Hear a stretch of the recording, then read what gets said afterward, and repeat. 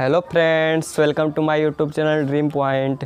तो दोस्तों, अब तक हमारे चैनल को आपने सब्सक्राइब नहीं किया तो सब्सक्राइब जरूर कर लें और साथ ही साथ बेल आइकन की घंटी को दबाना नहीं भूलें ताकि हमारा कोई भी नया वीडियो है सबसे पहले आपके पास नोटिफिकेशन पहुंच जाए। तो दोस्तों, जैसा कि हम लोग पिछले वीडियो में पढ़े थे कलन के बारे में, जो कलन होता है वह कुल दो प्रकार से होता है। एक होता है अवकलन और एक होता है समाकलन।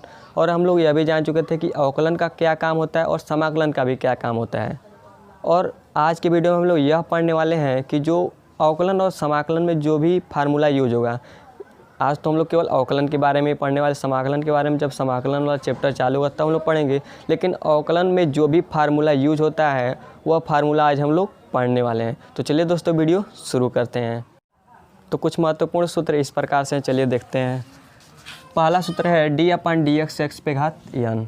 तो इसका सूत्र क्या होता है, मतलब हम लोग को x पे घात n का अवकलन करना है। इसका मतलब क्या होता है, d/dx का मतलब क्या होता है, अवकलन होता है। और इसका क्या दिया, x पे घात n दिया है। तो इसका मतलब क्या हुआ, हम लोग को x पे घात n का अवकलन करता है। तो इसका मान लीजिए एक सूत्र होता है। क्या सूत्र होता है, अगर x पे घात n दे दिया कहीं भी, x पे घात n का मतलब कुछ भी हो सकता है, n बराबर 1 2 3 4 कुछ भी हो सकता है। तो इसका सूत्र क्या होगा, अगर इस तरह कहीं भी आ गया तो हम लोग क्या यूज करेंगे। तो सबसे पहले जो इसका घात होता है, सबसे पहले इसके आगे हम लोग लिख देते हैं। तो इसका घात क्या है, n है, तो n को हम लोग आगे लिख देंगे। उसके बाद क्या है, x, आधार क्या है x, तो x को लिख देंगे। उसके बाद जो घात होता है उसमें से एक घटा देते हैं, तो क्या होगा, n-1 हो जाएगा। तो यही हमारा सूत्र हो जाएगा, n इंटू x पे घात n-1। तो d/dx x पे घात n का फार्मूला क्या हो जाएगा, n इंटू x पे घात n-1।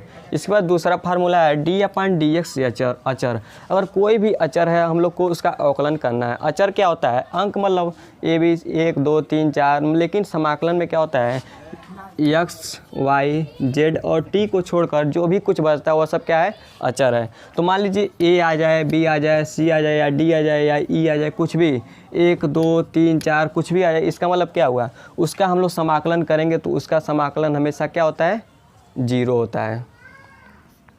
इसका समाकलन क्या होता है, 0 होता है। इसके बाद क्या है, d/dx चर। अगर कोई भी चर है तो उसका समाकलन क्या होगा। तो कोई भी अगर चर है तो उसका समाकलन हमेशा ध्यान रहे क्या होता है, 1 होता है। तो यह कुछ इस प्रकार से फार्मूला है। इसके आगे चलिए देखते हैं। इसके बाद चौथा फार्मूला है d/dx f1 प्लस f2 या माइनस भी हो सकता है। f1 क्या है, f1 का मतलब होता है फंक्शन। f1 क्या होता है, f1 एक फंक्शन हो सकता है। या फंक्शन क्या है, फंक्शन कुछ भी हो सकता है, जैसे हो गया sin x, cos x, tan x या ax² bx। इसी तरह कुछ भी फंक्शन हो सकता है, या log भी आ सकता है, log x भी फंक्शन हो सकता है।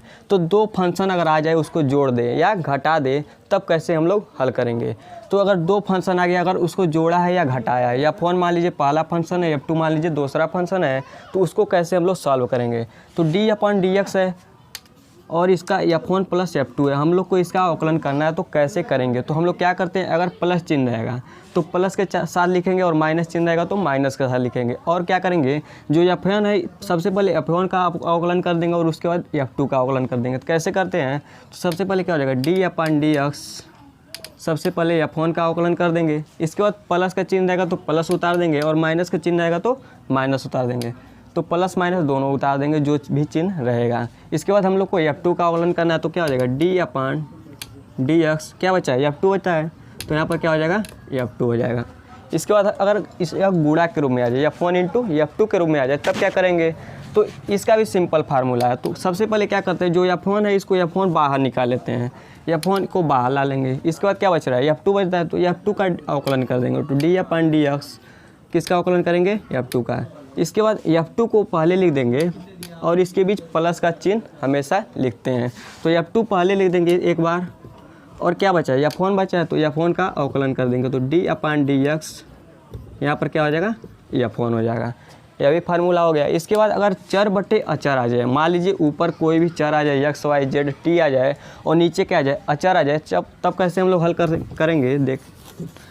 तो जो चर होता है उसको वहीं पर रहने देते हैं और जो अचर होता है मतलब अंक होता है उसको हम लोग बाहर निकाल लेते हैं। तो इसमें अचर क्या है, अचर को हम लोग बाहर निकालेंगे। तो हम लोग इसको एक तरह से और लिख सकते हैं, चर गुणे 1 बटे अचर। इसके बाद इसको आगे हल करेंगे तो क्या हो जाएगा, यहाँ पर d/dx तो है ही, तो हम लोग को अचर जो है उसको क्या करना है, बाहर निकाल लेना है। तो यहाँ पर 1/, अचर बाहर आ गया और क्या बच रहा है, d/dx एक और चर, तो यहाँ पर क्या हो जाएगा, d/dx इंटू चर हो जाएगा। यही हमारा इसका फार्मूला हो जाएगा। अगर अचर बट्टे चर आ रहा है तब हम लोग क्या करेंगे, तो जो भी अचर होता है उसको हम लोग कॉमन ले लेते हैं। तो यहाँ पर भी हम लोग अचर क्या कर लेंगे, कॉमन ले लेंगे। तो अचर क्या होगा, बाहर आ जाएगा, अचर बाहर हो जाएगा और अंदर क्या बचेगा, d/dx 1/चर। इसके बाद चर को अगर ऊपर भेजेंगे तो क्या हो जाएगा, चर इन्वर्स हो जाएगा। तो क्या हो जाएगा, अचर इंटू d/dx चर पे इन्वर्स हो जाएगा। इसके बाद 5वां सूत्र क्या है, चलिए देखते हैं। इसके बाद 8वां है d/dx अंश बटे हर। अगर कोई भी फलन हम लोग को अंश बटे हर के रूप में दे दे तब हम लोग क्या करेंगे, मान लीजिए अंश के रूप में कोई फलन है और हर के रूप में भी कोई फलन है, तब हम लोग कौन सा सूत्र लिखते हैं, चलिए देखते हैं। तो सबसे पहले जो हर होता है उसको हम लोग लिख लेते हैं और d/dx कर देते हैं अंश का, d/dx किसका करते हैं, अंश का। उसके बाद हम लोग क्या करते हैं, माइनस का चिन्ह उतारते हैं और किसका, अब क्या लिखेंगे हम लोग, अंश लिख देंगे। और इसके बाद किसका अवकलन हम लोग नहीं किए हैं, हर का अवकलन अभी हम लोग नहीं किए हैं। तो इसके बाद हम लोग किसका अवकलन कर देंगे, d/dx किसका करेंगे, हर का। और उसके बाद पूरे के बटे हम लोग क्या लिख देते हैं, हर का होल स्क्वायर कर देते हैं। यही हमारा क्या हो जाएगा, सूत्र हो जाएगा। किसका सूत्र होगा, d/dx अंश बटे हर का। तो d/dx अंश बटे हर का सूत्र हमारे यहाँ निकल के आया है कि हर इंटू d/dx अंश माइनस अंश इंटू d/dx हर। उसके बाद पूरे के बटे क्या हो जाएगा, हर पे होल स्क्वायर। इसके बाद 9वां है d/dx 1। अगर एक का हम लोग को अवकलन करना रहे तो आप डायरेक्टली हम लोग लिख सकते हैं। एक तरह से सूत्र नहीं है लेकिन हम लोग को बहुत जगह इसका मान लिखने के लिए आ जाता है। तो इसका मान हम लोग सिंपली क्या लिख सकते हैं, d/dx 1 हम लोग देखें तो क्या है, 1 एक अचर संख्या है, मतलब अचर राशि है। और अचर का जो भी अवकलन होता है वह क्या होता है, हमेशा शून्य ही होता है। तो d/dx 1 का करेंगे तो क्या हो जाएगा, शून्य हो जाएगा। मान लीजिए d/dx x का करना रहे तब क्या होगा, तो d/dx x का हम लोग करेंगे तो हमेशा इसका अवकलन जो होता है वह क्या होता है, 1 होता है। इसका अवकलन जो होता है हमेशा क्या होता है, 1 होता है। 1 क्यों होता है, चलिए प्रूफ कर लेते हैं। क्या दिया है, d/dx x का अवकलन हम लोग को करना है। तो हम लोग जानते हैं कि x पे घात n का जो सूत्र होता है d/dx x पे घात n का फार्मूला क्या होता है, n इंटू एक्स पे घात n-1। पहला सूत्र हम लोग यही पढ़े थे, तो इसी सूत्र से हम लोग हल कर देंगे। तो x पे घात मान लीजिए 1 है, 1 तो घात रहेगा ही, तो n के जगह पे क्या है, 1 है। तो n बराबर क्या है, यहाँ पर हमारा क्या है, 1 है। तो n के जगह पे हम लोग क्या लिख देंगे, 1 लिख देंगे। तो n के जगह पे 1 लिखेंगे तो क्या हो जाएगा, 1 इंटू एक्स n-1। तो n के जगह पे 1 यहाँ पर भी लिखेंगे -1। तो 1 से 0 हो जाएगा। तो हमारा क्या बच रहा है, 1 इंटू एक्स पे घात 0। और x पे घात 0 का मान क्या हो जाएगा, 1 हो जाएगा। तो 1 इंटू 1 बराबर क्या हो जाएगा, 1 हो जाएगा। तो इसलिए d/dx x का मान क्या होता है, हमेशा 1 होता है। क्या करेंगे हम लोग, तो d/dx x स्क्वायर का उसी तरह उसका भी हल कर लेंगे। तो जब उसका हल करेंगे तो उसका क्या आ जाएगा, 2x आ जाएगा। इसके बाद हम लोग त्रिकोणमिति वाला जो भी सूत्र है उसको हम लोग देखेंगे।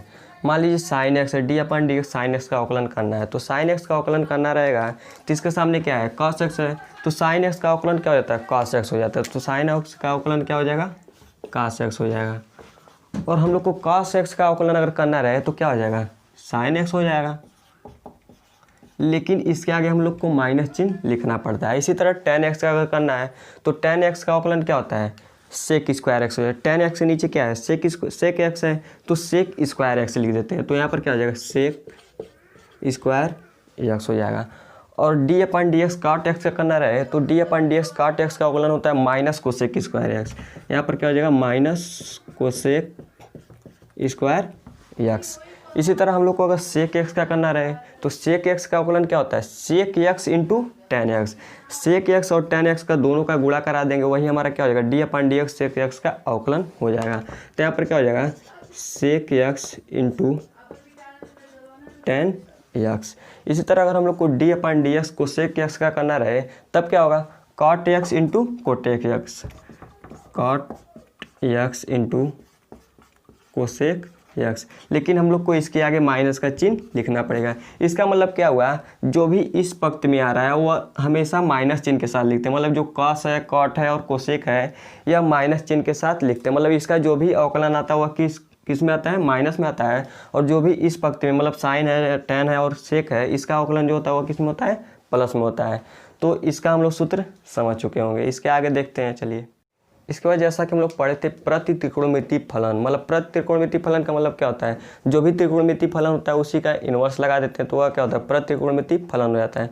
तो जो भी प्रति त्रिकोणमितीय फलन है उसका हम लोग सूत्र कैसे लिखें, मतलब उसका अवकलन कैसे करेंगे। तो मान लीजिए साइन इनवर्स एक्स है, यही हमारा क्या है, प्रति त्रिकोणमितीय फलन है। मतलब इनवर्स लगा दिए तो वह हमारा क्या हो गया, प्रति त्रिकोणमितीय फलन हो गया। तो इसका ही हम लोग को अवकलन करना है। तो साइन इनवर्स एक्स है, टेन इनवर्स एक्स है, कास इनवर्स है, यही सब है। तो इसका अवकलन कैसे करते हैं तो चलिए देखते हैं। तो साइन इनवर्स एक्स है, इसका अवकलन अगर हम लोग को करना रहे तो इसका अवकलन हम लोग करेंगे तो क्या हो जाएगा, 1/1 माइनस एक्स स्क्वायर, 1/, कड़ी में 1 माइनस एक्स स्क्वायर। तो जो भी सूत्र साइन एक्स का होता है वही कास इनवर्स है। थोड़ा सा अंतर होता है, क्या अंतर होता है अभी देखेंगे। तो सेम चीज़ वही उतार देंगे हम लोग, जो कास का होगा, जो साइन का होगा वही कास का भी होगा। तो 1/1 माइनस एक्स स्क्वायर सेम होगा। इसके बाद टेन इनवर्स एक्स का क्या होता है, टेन इनवर्स एक्स का होता है 1/1 प्लस एक्स स्क्वायर। इसी तरह काट इनवर्स एक्स का भी क्या होगा, वही सेम होगा। तो यहाँ पर भी क्या होगा, 1/1 प्लस एक्स स्क्वायर। इसी तरह सेक इनवर्स एक्स का देखेंगे तो इसका क्या होता है, पहले 1/x लिखते हैं, 1/x हो गया। इसके बाद अंडर रूट में हम लोग को लिखना पड़ता है एक्स स्क्वायर माइनस 1, यह हो गया सेक इनवर्स एक्स का। और कोसेक इनवर्स एक्स का भी यही होता है। तो यहाँ पर भी हम लोग क्या लिख सकेंगे, 1/x under root x square minus 1। लेकिन जैसा कि हम लोग पिछली बार पढ़े त्रिकोणमितीय फलन वाले में, जो भी कॉस, कॉट और कोसेक होता है वह किस में होता है, माइनस में होता है। मतलब इसका जब भी हम लोग अवकलन करते हैं तो इसका अवकलन किस में आता है, माइनस में आता है। तो इसके आगे बस हम लोग को माइनस चिन्ह लिखना है तो यह सूत्र बन जाएगा। तो जैसा कि हम लोग देख सकते हैं कि जो भी यह प्रति त्रिकोणमितीय फलन है इसका सूत्र कुछ इस प्रकार से, मतलब साइन एक्स का जो होगा वही कास एक्स का भी होगा, जो टेन एक्स का होगा वही कॉट इनवर्स, मतलब टेन इनवर्स एक्स का जो होगा वह काट इनवर्स एक्स का होगा, जो सेक इनवर्स एक्स का होगा वही कोसेक इनवर्स एक्स का होगा। लेकिन बस इसके आगे हम लोग को माइनस चिन्ह लिखना पड़ेगा।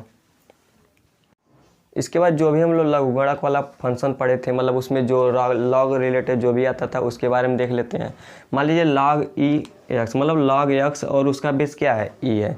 तो जब log x आ जाए और उसका बेस e रहे तब उसका अवकलन क्या होता है, उसका अवकलन सिंपली 1/x होता है।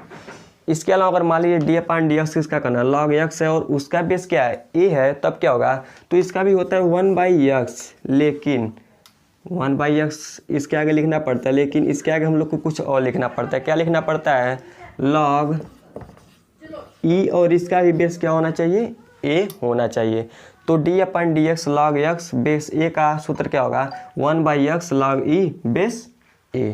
इसी तरह d/dx log e और बेस e, अगर मान लीजिए इसका बेस नहीं दिया है, log e दे दिया और इसका बेस नहीं दिया है, और यहाँ पर भी मान लीजिए बेस नहीं दिया है, तो हम लोग ऑटोमेटिक जान जाते हैं अगर कुछ बेस नहीं दिया तो इसका बेस e मान लिया जाता है। तो यहाँ पर अगर e ना दिया रहे तब भी इसका सूत्र वही होगा, अगर जो e लिखा रहेगा तब भी उसका सूत्र वही होगा। तो log e बेस e का सूत्र क्या होता है, 1 होता है। इसके बाद है d/dx ex, अगर मान लीजिए इसका अवकलन करना रहे तो इसका अवकलन क्या होता है, e पे घात x ही हो जाता है। अगर कहीं भी e पे घात x का अवकलन करने के लिए हम लोग को दे दिया तो हम लोग सिंपली e पे घात x ही लिख देंगे। लेकिन अगर a पे घात x है, e के जगह पे अगर a दे दिया तब हम लोग क्या करेंगे, तो हम लोग क्या करेंगे, तब भी हम लोग a पे घात x लिखेंगे। लेकिन इसके आगे कुछ और लिखना पड़ेगा। क्या लिखना पड़ेगा, log लिखना पड़ेगा और उसका बेस e होना चाहिए और a।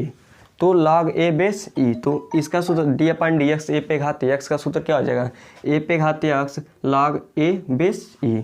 तो दोस्तों आज के लिए बस इस वीडियो में इतना ही। अगर वीडियो अच्छा लगा तो लाइक ज़रूर करें और चैनल को सब्सक्राइब करना नहीं भूलें, और वीडियो कैसा लगा कमेंट बॉक्स में बताना नहीं भूलें।